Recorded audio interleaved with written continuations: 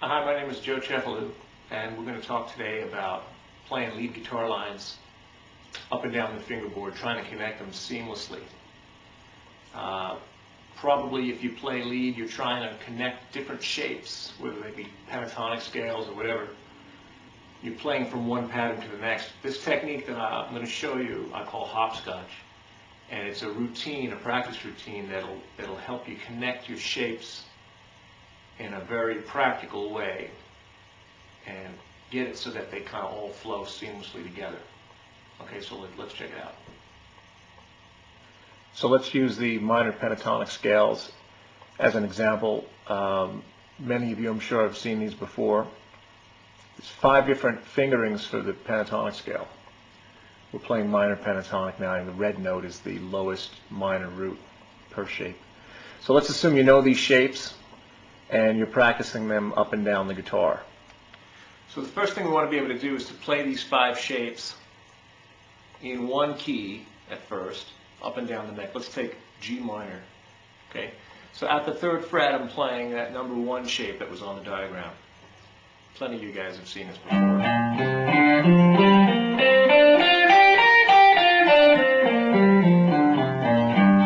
Okay, so there's number 1 shape, and then we move up the neck. This is the same notes in next position, shape number 2.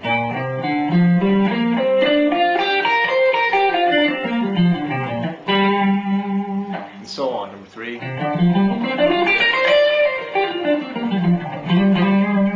Number 4. Number 5. And then back to number 1. Okay, so we want to make sure that we don't end up playing lead guitar box per box. In other words, play your number 1 licks, run out of ideas, and then start number 2, and so on. You want to kind of connect them seamlessly. So let's practice them using the hopscotch technique. It's going to be a 2-string at a time technique. So we're going to break up the guitar into groups of pairs of strings. So there'll be 5 pairs. So let's look at the guitar this way. E, A, D, G, B, E are your strings, considering, assuming we're in standard tuning. And I want to just group them together. I want to think of them in pairs. E and A is my 1 pair. E and A, first pair. A and D, D and G, G and B, B and E. Okay, those are my pairs. So what I'm going to do is I'm going to practice on those pairs of strings. 1 shape at a time, we're going to connect them together. Let's look at the left hand. Okay, so again, in the key of G minor, I'm going to play number 1 pentatonic shape. I'm only going to play the notes that are on the E string and the A string. Number 1 is this, but I'm only going to play the 2 strings E and A. That's it. So I want to be sure I know just those. 1, 4, 1, 3. Then we shoot up to number 2. Number 2 shape is, the notes are the same, G, B flat, C, D, F, all up and down the neck. But I'm just going to play number 1 on the E and the A string, number 2 on the E and the A string. So number 1, number 2, 1 and 2, okay? And then I'm going to follow up the rest of the pairs. So it'll be, next group will be A string, D string. That's number 1 shape just on the A and D strings, and number 2 just on the A and the D, and then so on. D and G, number 1, D and G, number 2, G and B, number 1, G and B, number 2, B and E, number 1, B and E, number 2. And I want to be able to play it backwards, right?